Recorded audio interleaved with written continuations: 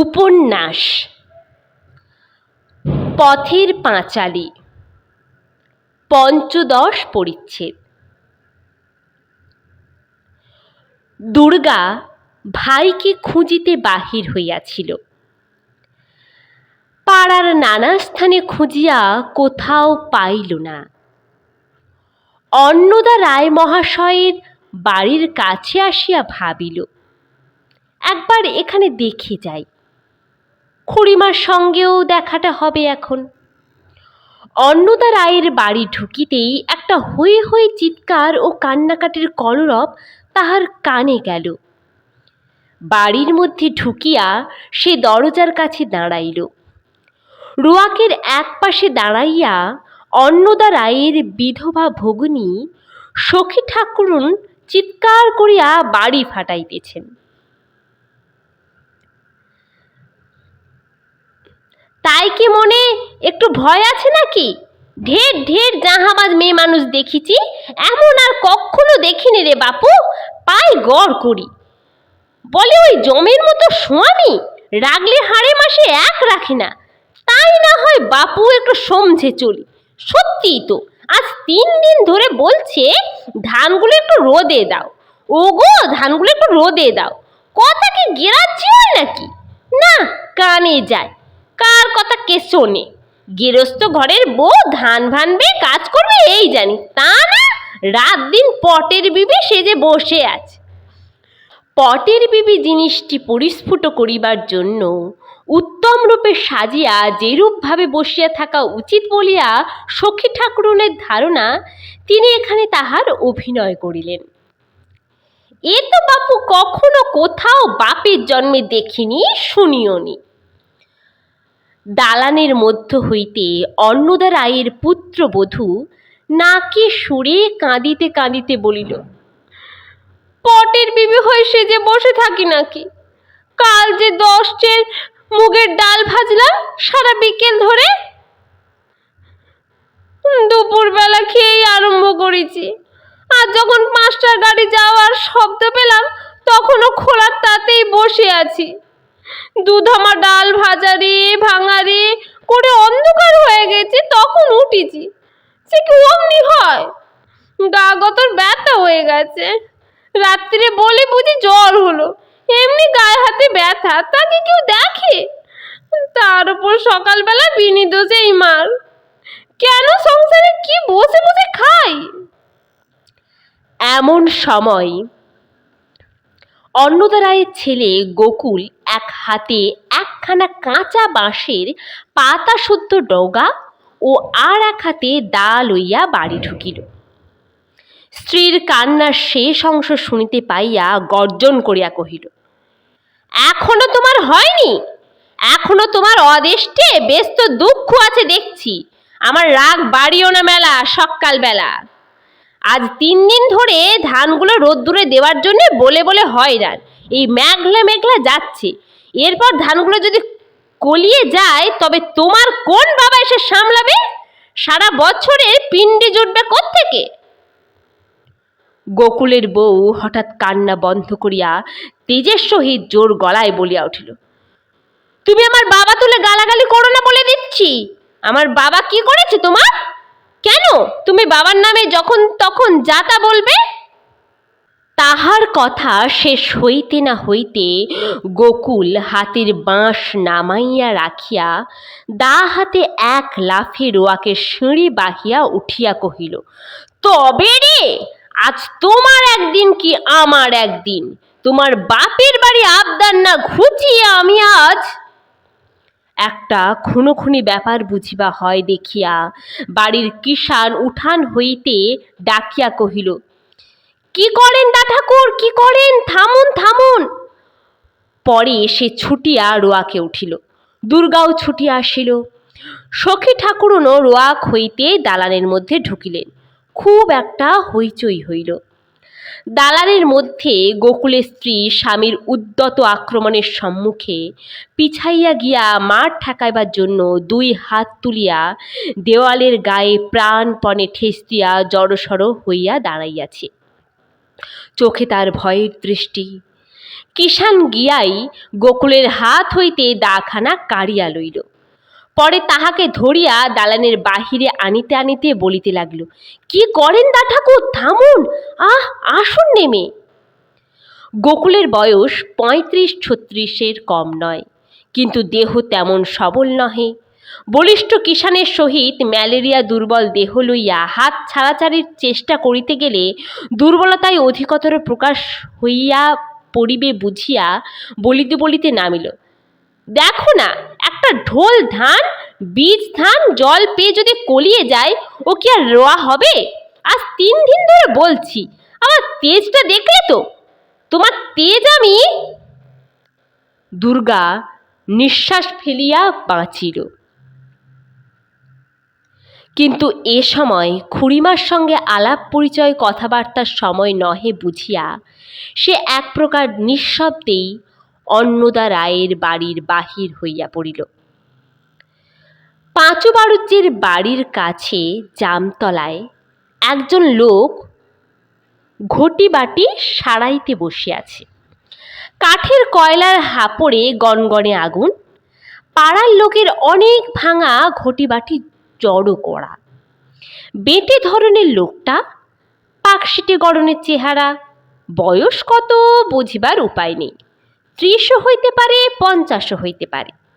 গলায় ত্রিকণ্ঠী তুলসীর মালা, মুখের ডান দিকে একটা কাটার দাগ, হাতের কবজিতে দড়ির মতো শির বাহির হইয়া আছে, পরনে আধময়লা ধুতি।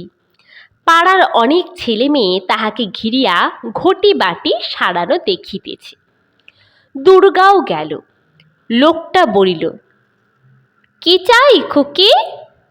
সে বলিল, কিছু না, দেখব। বাড়ি ফিরিয়া মার কাছে বলিল, আজ মা, গোকুল কাকা খুড়িমাকে যা মেরেছে সে কি বলবো। পরে সে আনুপূর্বিক বর্ণনা করিল। সর্বজয়া বলিল, গোয়ার গোবিন্দ চাষা একটা বই তো নয়। আহা, ভালো মানুষ বউটা এমন হাতে আর এমন বাড়িতে পড়েছে, ঠ্যাঙা খেতে খেতেই জীবনটা গেল।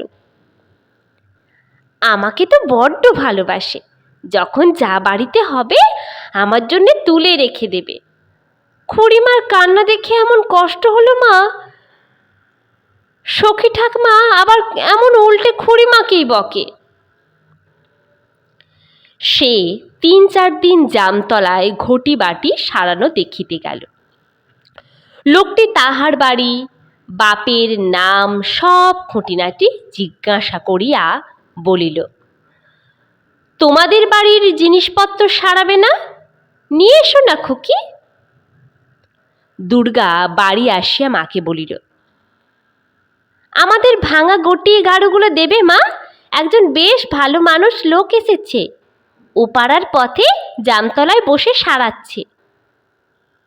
লোকটা, তার নাম বলে পিতম, যাতে নাকি কাঁসারি, হাপড় জ্বালাইতে জ্বালাইতে একবার সোজা হইয়া বসিয়া বলে, জয় রাধে রাধে গোবিন্দ। সকালবেলা তাহার কাছে পাড়ার অনেকে আসিয়া জোটে। সে চিমটা দিয়া হাপড় হইতে আগুন উঠাইয়া অনবরত তামাক সাজিয়া ভদ্রলোকদের হাতে দিতেছে। দিবার সময় মুখখানা বিনয়ে কাঁচুমাচু করিয়া ঘাড় একধারে কাত করিয়া বলে, হে হে, তামাক ইচ্ছে করুন বাবা ঠাকুর, রাধারানী পদ ভরসা। নারকেলের কথা আর বলবেন না বাবা ঠাকুর, আর বছর জ্যৈষ্ঠী মাসে বলি দিয়ে গোটা কতক চারা বসিয়ে ৮ কাটা খানেক জমিতে ৬ গুন্ডা চারা কিনে লাগিয়ে দিলাম।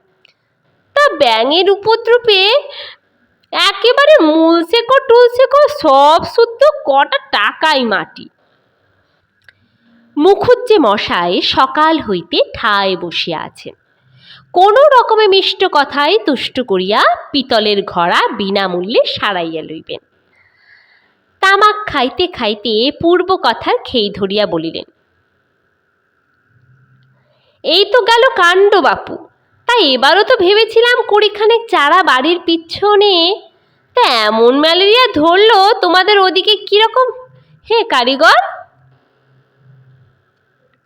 তিনি সকাল হইতেই তাহাকে কারিগর বলিয়া ডাকিতেছেন। পরিপূর্ণ, আগে পরিপূর্ণ। ম্যালেরিয়ার কথা বলবেন না বাবা ঠাকুর, হাড় জ্বালিয়ে খেয়েছে। এই নিন আপনার ঘড়াটা, 6টা পয়সা দেবেন। মুখুজ্জে মশাই ঘড়াটা হাতে লইয়া উঠিয়া পড়িয়া বলেন, হ্যাঁ, এর জন্য আমার পয়সা?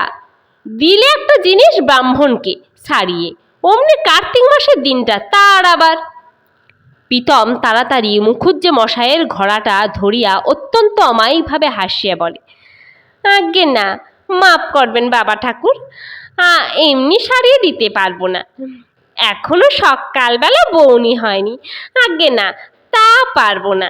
ঘোড়াটা রেখে যান, বাড়ি গিয়ে পহা কটা পাঠিয়ে দেবেন। দুর্গার মা বলে, দেখিস দেখি ভাঙা বাসন কোসন বদলে নতুন বাসন কোসন অনেক সময় ওরা দেয়, জিজ্ঞেস করিস তো। প্রীতম খুব রাজি। দুর্গা বাড়ি হইতে বহিয়া বহিয়া এক রাস পুরানো গাড়ু ঘটি বাটি ঘড়া তাহার কাছে লইয়া গিয়া হাজির করে। অর্ধেক দিনটা সে জামতলাতেই কাটায়, হাপড় জ্বালানো রাং ঝাল করা বসিয়া বসিয়া দেখে। প্রীতম বলিয়াছে তাহাকে একটা পিতলের আংটি গড়াইয়া দিবে, ইহাও বলিয়াছে যে সারাইবার পয়সা তাহাদের লাগিবে না। সর্বজয়া শুনিয়া বলে, আহা, বড্ড ভালো লোকটা তো। আসছে বুধবার অপুর জন্মবারটা, বলিস তাকে আসতে, আমাদের এখানে দুটো ডাল ভাত প্রসাদ পেয়ে যাবে এখন।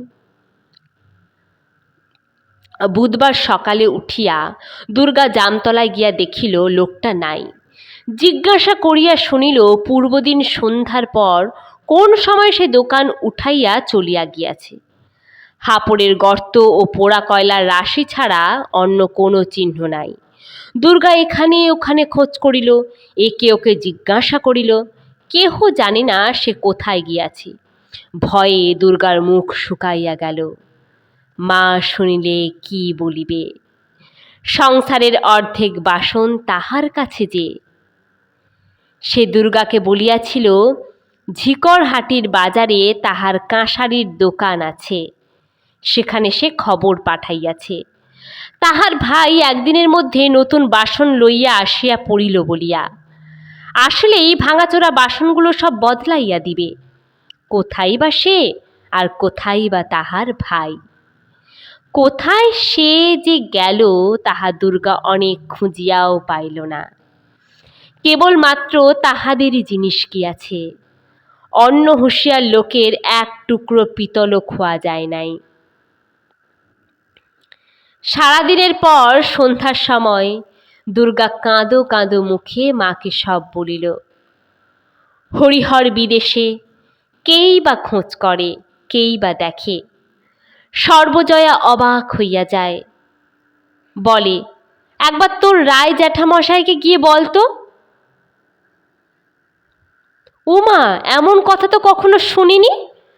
হরিহর বাড়ি আসিলে ঝিকরহাটের বাজারে খোঁজ করা হইয়াছিল। প্রীতম নামক কোনো লোকের সেখানে কাঁসারির দোকান নাই, বা উক্ত চেহারার কোনো লোকও সেখানে নাই। কয়েক মাস কাটিয়া গিয়াছে, ভাদ্র মাস। অপু বৈকাল বেলা বেড়াইতে যাইবার সংকল্প করিতেছে। এমন সময় তাহার মা পিছনে ডাকিয়া বলিল, কোথায় বেরোচ্ছিস রে অপু? চাল ভাজা আর ছোলা ভাজা ভাজছি, বেরিও না যেন, এক্ষুনি খাবি। অপু শুনিয়াও শুনিল না। যদিও সে চাল ছোলা ভাজা খাইতে ভালোবাসে বলিয়াই মা তাহার জন্য ভাজিতে বসিয়াছে, ইহা সে জানে। তবুও সে কি করিতে পারে? এতক্ষণে কি খেলাটাই চলিতেছে নীলুদের বাড়িতে। সে যখন বাহির দরজার পা দিয়াছে, মার ডাক আবার কানে গেল, বেরুলে বুঝি? ও অপু, বারে দেখো মজা ছেলের, গরম গরম খাবি। আমি তাড়াতাড়ি ঘাট থেকে এসে ভাজতে লাগলাম। ও অপু! অপু এক ছুট দিয়া নীলুদের বাড়ি গিয়া পৌঁছিল। অনেক ছেলে জুটিয়াছিল। অপু আসিবার আগেই খেলা সাঙ্গ হইয়া গিয়াছে। নীলু বলিল, চল অপু, দক্ষিণ মাঠে পাখির ছানা দেখতে যাবি? অপু রাজি হইলে দুজনে দক্ষিণ মাঠে গেল। ধান ক্ষেতের ওপারেই নবাবগঞ্জের বাঁধা সড়কটি পূর্ব পশ্চিমে লম্বা হইয়া যেন মাঠের মাঝখান চিড়িয়া চলিয়া গিয়াছে। গ্রাম হইতে 1 মাইলের উপর হইবে। অপু এত দূর কখনো বেড়াইতে আসে নাই। তাহার মনে হইল যেন সমস্ত পরিচিত জিনিসের গণ্ডি ছাড়াইয়া কোথায় কত দূরে নীলুদা তাহাকে টানিয়া আনিল। একটুখানি পরেই সে বলিল, বাড়ি চলো নীলুদা, আমায় মা বকবে, সন্ধে হয়ে যাবে, আমি একা গাবতলার পথ দিয়ে যেতে পারবো না, তুমি বাড়ি চলো। ফিরিতে যাইয়া নীলু পথ হারাইয়া ফেলিল। ঘুরিয়া ফিরিয়া কাহাদের একটা বড় আমবাগানের ধার দিয়া একটা পথ মিলিল। সন্ধ্যা হইবার তখনও কিছু বিলম্ব আছে। আকাশে আবার মেঘ ঘনাইয়া আসিতেছে। এমন সময় চলিতে চলিতে নীলু হঠাৎ থমকিয়া দাঁড়াইয়া অপুর কনুইয়ের টান দিয়া সম্মুখ দিকে চাহিয়া ভয় সুরে বলিল, ও ভাই অপু। অপু সঙ্গীর ভয়ের কারণ বুঝিতে না পারিয়া বলিল, কি রে নীলুদা? পরে সে চাহিয়া দেখিল, যে সুড়িপথটা দিয়া তাহারা চলিতেছিল তাহা কাহাদের উঠানে গিয়া শেষ হইয়াছে। উঠানে একখানা ছোট্ট চালাঘর ও একটা বিলাতি আমড়ার গাছ। তাহার কোনো কথা জিজ্ঞাসা করিবার পূর্বেই নীলু ভয়ের সুরে বলিয়া উঠিল, আতুরি ডাইনির বাড়ি। অপুর মুখ শুকাইয়া গেল। আতুরি ডাইনির বাড়ি? সন্ধেবেলা কোথায় আসিয়া তাহারা পড়িয়াছে? কে না জানে যে ওই উঠানের গাছে চুরি করিয়া বিলাতি আমড়া পাড়িবার অপরাধে ডাইনিটা জেলে পাড়ার কোন এক ছেলের প্রাণ কাড়িয়া লইয়া কচুর পাতায় বাঁধিয়া জলে ডুবাইয়া রাখিয়াছিল। পরে মাছে তাহা খাইয়া ফেলিবার সঙ্গে সঙ্গে বেচারির আমড়া খাইয়ার স্বাদ এ জন্মের মতো মিটিয়া যায়। কে না জানে সে ইচ্ছা করিলে চোখের চাহনিতে ছোট ছেলেদের রক্ত চুষিয়া খাইয়া তাহাকে ছাড়িয়া দিতে পারে। যাহার রক্ত খাওয়া হইল সে কিছুই জানিতে পারিবে না, কিন্তু বাড়ি গিয়া খাইয়া দাইয়া সেই যে বিছানায় শুইবে আর পরদিন উঠিবে না। কতদিন শীতের রাত্রে লেপের তলায় শুইয়া দিদির মুখে আতুরি ডাইনির গল্প শুনিতে শুনিতে সে বলিয়াছে, রাত্রিতে তুই ওসব গল্প বলিস নে দিদি, আমার ভয় করে। তুই সেই কুঁচবরণ রাজকন্যার গল্পটা বল দেখি। ঝাপসা দৃষ্টিতে সে সম্মুখে চাহিয়া দেখিতে গেল বাড়ির কেহ আছে কিনা, এবং চাহিবার সঙ্গে সঙ্গেই তাহার সমস্ত শরীর যেন জমিয়া হিম হইয়া গেল। বেড়ার বাঁশের আগরের কাছে অন্য কেহ নয়, একেবারে স্বয়ং আতুরি ডাইনি তাহাদের, এমন কি যেন শুধু তাহারই দিকে চাহিয়া দাঁড়াইয়া। যাহার জন্য এত ভয় তাহাকে একেবারে সম্মুখেই এভাবে দাঁড়াইয়া থাকিতে দেখিয়া অপুর সামনে পিছনে কোনো দিকেই পা উঠিতে চাহিল না। আতুরি বুড়ি ভুরু কুঁচকাইয়া তোবড়ানো গালটা আরো ঝুলাইয়া ভালো করিয়া লক্ষ্য করিবার ভঙ্গিতে মুখটা সামনের দিকে একটু বাড়াইয়া দিয়া পায়ে পায়ে তাহাদের দিকে আগাইয়া আসিতে লাগিল। অপু দেখিল সে ধরা পড়িয়াছে, কোনো দিকেই আর পলাইবার পথ নাই। যে কারণেই হোক ডাইনির রাগটা তাহার উপরেই। এখনই তাহার প্রাণ সংগ্রহ করিয়া কচুর পাতায় পুড়িবে। মুখের খাবার ফেলিয়া মায়ের ডাকের উপর ডাক উপেক্ষা করিয়া সে যে আজ মায়ের মনে কষ্ট দিয়া বাড়ি হইতে বাহির হইয়া আসিয়াছে তাহার ফল এই ফলিতে চলিল। সে অসহায় ভাবে চারিদিকে চাহিয়া বলিল, আমি কিছু জানি নে, ও বুড়ি পিসি, আমি আর কিছু করব না, আমায় ছেড়ে দাও, আমি এদিকে আর কখনো আসবো না, আর ছেড়ে দাও ও বুড়ি পিসি। নীলু তো ভয়ে প্রায় কাঁদিয়া ফেলিল, কিন্তু অপুর ভয় এত হইয়াছিল যে চোখে তাহার জল ছিল না। বুড়ি বলিল, ভয় কিনে মোরে, ও বাবারা, মোরে ভয় কি? পরে খুব ঠাট্টা করা হইতেছে ভাবিয়া হাসিয়া বলিল, মুই কি ধরে নেব খোকারা, এসো মোর বাড়িতে এসো, আমচুর দেবানি, এসো। এখন সে কি করে উপায়? বুড়ি তাহার দিকে আরো খানিক আগাইয়া আসিতে আসিতে বলিল, ভয় কি ও মোর বাবারা, মুই কিছু বলবো না, ভয় কি মোরে। আর কি, সব শেষ। মায়ের কথা শুনিবার ফল ফুলিবার আর দেরি নাই। হাত বাড়াইয়া তাহারা প্রাণটা সংগ্রহ করিয়া এখনই কচুর পাতায় পুড়িল। প্রতি মুহূর্তেই তাহার আশঙ্কা হইতেছিল যে এখনই এ বুড়ি হাসিমুখ বদলাইয়া ফেলিয়া বিকট মূর্তি ধরিয়া অট্টহাস্য করিয়া উঠিবে, রাক্ষসী রানীর গল্পের মতো। বনের অজগর সাপের দৃষ্টির কুহকে পড়িয়া হরিণ শিশু নাকি অন্যদিকে চোখ ফিরাইতে পারে না, তাহারও চোখ দুটির কুহক মুগ্ধ দৃষ্টি সেরূপ বুড়ির মুখের উপর দৃঢ় নিবদ্ধ ছিল।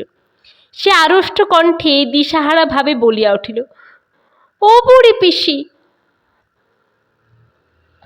আমার মা কাঁদবে, আমায় আজ আর কিছু বলো না।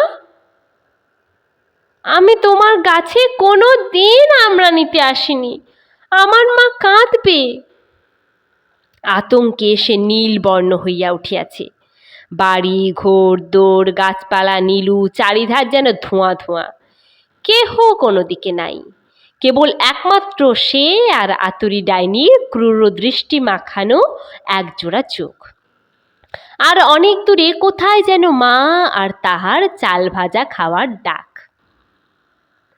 পরক্ষণে কিন্তু অত্যধিক ভয়ে তাহার একরূপ মরিয়া সাহস যোগাইল। একটা অস্পষ্ট আর্তরব, সে প্রাণ ভয়ে দিশাহারা অবস্থায় সে সম্মুখের ভাঁট শেওড়া রাংচিতা জঙ্গল ভাঙিয়া ডিঙাইয়া সন্ধ্যার আসন্ন অন্ধকারে যেদিকে দুই চোখ যায় ছুটিল। নীলুও ছুটিল তাহার পিছনে পিছনে। ইহাদের ভয়ের কারণ কি বুঝিতে না পারিয়া বুড়ি ভাবিল, মুই মারতেও যাইনি, ধরতেও যাইনি, কাঁচা ছেলে, কি জানি মোরে দেখে কেন ভয় পালে সন্ধেবেলা, খোকাটা কাদের? অপু যখন বাড়ি আসিল তখন সন্ধ্যা উত্তীর্ণ হইয়া গিয়াছে। সর্বজয়া সবে উনুন ধরাইয়া তালের বড়া ভাজিবার আয়োজন করিতেছে। দুর্গা নিকটে বসিয়া তাল চাঁচিয়া রস বাহির করিতেছে। ছেলেকে দেখিয়া বলিল, কোথায় ছিলি বল দেখি, সেই বেরিয়েছ বিকেল বেলা, কিছুই তো আজ খাবার খেলিনি, খিদে তেষ্টা পায় না। মায়ের নিকট বলিবার জিনিস অপুর মনে স্তূপাকার হইয়া সকলেই একসঙ্গে বাহিরে আসিবার জন্য এরূপভাবে চেষ্টা পাইতেছিল যে পরস্পরের ঠেলাঠেলিতে পরস্পরের নির্গম পথ এককালীন রুদ্ধ হইয়া গিয়া অপুকে একবারে নির্বাক করিয়া দিল। সে শুধু বলিল, আমি কি কাপড় ছাড়ব মা, আমার এখানা ও বেলার কাপড়। পরে সে বিস্ময়ের সহিত দেখিল যে মা তাহাকে চাল ভাজা দিবার কোনো আগ্রহই না দেখাইয়া তালের রসটা ঘন না পাতলা হইয়াছে তাহাই অত্যন্ত মনোযোগের সহিত পরীক্ষা করিতেছে। পরীক্ষা শেষ হইয়া গেলে দুর্গাকে বলিল, দু চারখানা ভেজে দেখি, না হয় বড় তক্তপোষের নিচেটায় চালের গুঁড়ো আছে, আর দুটো নিয়ে আসিস এখন। পরে ছেলের দিকে চাহিয়া বলিল, দাঁড়া অপু, তোকে গরম গরম ভেজে দিচ্ছি। অপু বলিল, কেন মা, চাল ভাজা কই? তা চাল ভাজা তুই খেলি কই? এতবার ডাকলাম তুই বেরিয়ে চলে গেলি, ঠান্ডা হয়ে গেল, দুর্গা খেয়ে ফেললে, তাই এই বড়া তো হয়ে গেল বলে ভাজবো আর দেব। অপু সেই বৈকাল বেলা হইতে মনের মধ্যে যে তাসের ঘর নির্মাণ করিতেছিল, এক ফুঁয়ে কে তাহা একেবারে ভূমিসাৎ করিয়া দিল। এই তাহার মা তাহাকে ভালোবাসে? সে বৈকালবেলা বাটির বাহিরে যাওয়ার পর হইতে অনবরত ভাবিতেছে, মা না জানি কত দুঃখই করিতেছে তাহার জন্য। অপু আমার এখনো কেন যে এলো না, তার জন্যে এত করে ঘাট থেকে এসে ভাজলাম, আহা সে দুটো খেলে না। হাঁ, দায় পড়িয়াছে, তাহার জন্য ভাবিয়া তো মায়ের ঘুম নাই। মা দিব্যি সেগুলি দিদিকে খাওয়াইয়া দিয়া নিশ্চিন্ত হইয়া বসিয়া আছে। সেই শুধু এতক্ষণ মিছামিছি ভাবিয়া মরিতেছিল। দুর্গা বলিল, মা শিগগির শিগগির ভেজে নাও, বড্ড মেঘ করে আসছে, বৃষ্টি এলে আর ভাজা হবে না, ঘরে যে জল পড়ে, সেদিনকার মতো হবে কিন্তু। দেখিতে দেখিতে চারিদার ঘিরিয়া ঘনাইয়া আসা মেঘের ছায়ায় বাঁশবনের মাথা কালো হইয়া উঠিল। খুব মেঘ জমিয়া আকাশ অন্ধকার হইয়াছে, অথচ বৃষ্টি এখনো নামে নাই। এ সময় মনে এক প্রকার আনন্দ ও কৌতূহল হয়, না জানে কি ভয়ঙ্কর বৃষ্টি আসিতেছে, পৃথিবী বুঝি ভাসাইয়া লইয়া যাইবে। অথচ বৃষ্টি হয় প্রতিবারই, পৃথিবী কোনোবারই ভাসায় না, তবু এ মোহটুকু ঘোচে না। দুর্গার মন সেই অজানার আনন্দে ভরিয়া উঠিল। সে মাঝে মাঝে দাওয়ার ধারে আসিয়া নিচু চালের ছাঁচ হইতে মুখ বাড়াইয়া মেঘান্ধকার আকাশের দিকে চাহিয়া দেখিতেছিল। সর্বজয়া খান কতক বড়া ভাজিয়া বলিল, এই বাটিটা করে ওকে দে তো দুগ্গা, ওর খিদে পেয়েছে, বিকেল থেকে কিছু তো খায়নি। এই শেষ কথাই কাল হইল। এতক্ষণ অপু যা হয় একরকম ছিল, কিন্তু মায়ের শেষের দিকের আদরের সুরে তাহার অভিমানের বাঁধ একেবারে ভাঙিয়া পড়িল।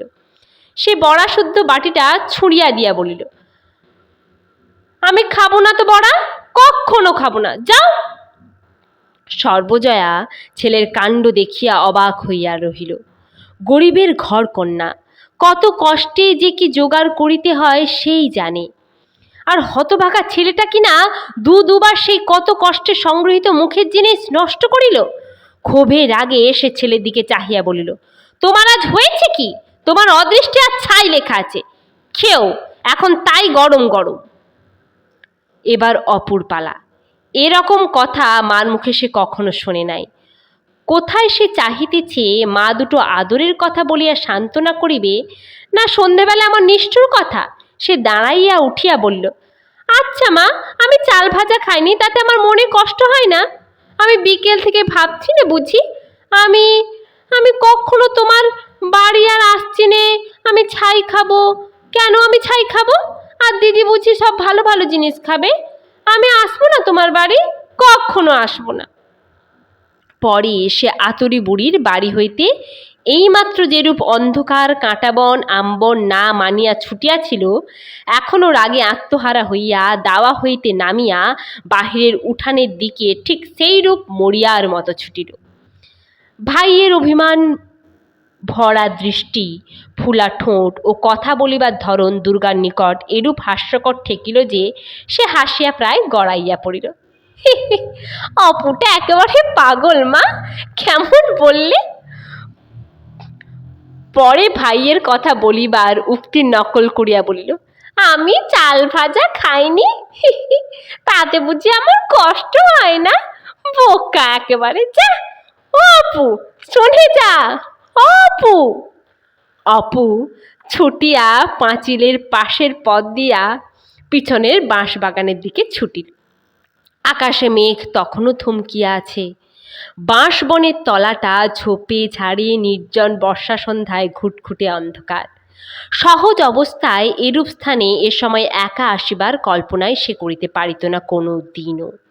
কিন্তু বর্তমানে চারিধারে নির্জনতা ও অন্ধকার।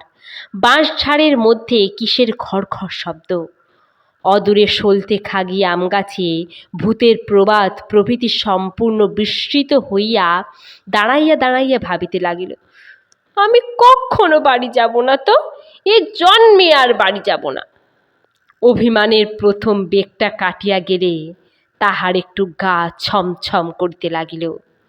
ভয়ে ভয়ে সে একবার দূরের সলতে খাগি আম গাছটার দিকে চাহিয়া দেখিল।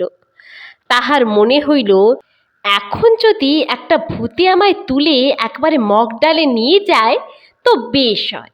মা খুঁজে খুঁজে কেঁদে মরে, ভাবে কেন সন্ধেবেলা ছাই খাও বললাম।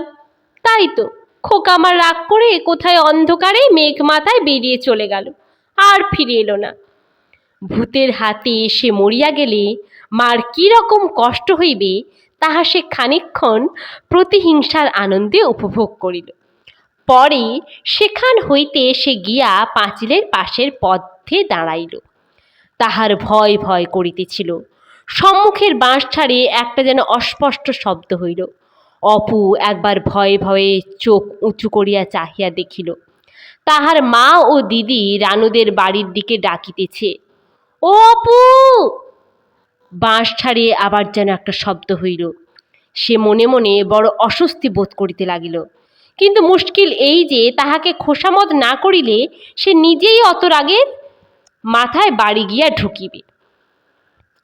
সত্য সত্য একটা আত্মসম্মান জ্ঞান শূন্য সে নয় নিশ্চয়ই। আবার তাহার দিদি রানুদের বাড়ির খিড়কি দিয়া বাহির হইয়া আসিতেছে যেন। সে ছুটিয়া দরজার সামনে পাঁচিলের কোণটাতে দাঁড়াইল। হঠাৎ আসিতে আসিতে পাঁচিলের পাশে চোখ পড়িতেই দুর্গা চেঁচাইয়া বলিয়া উঠিল, ওই দাঁড়িয়ে রয়েছে মা, এই দেখো পাঁচিলের পাশে। পরে সে ছুটিয়া গিয়া বাইয়ের হাত ধরিল। ছুটিবার আবশ্যকতা ছিল না। ওরে দুষ্টু, এখানে চুপটি করে দাঁড়িয়ে থাকা হয়েছে, আর আমি আর মা সমস্ত জায়গা খুঁজে বেড়াচ্ছি। এই দেখো। দুজনে মিলিয়া তাহাকে বাড়ির মধ্যে ধরিয়া লইয়া গেল।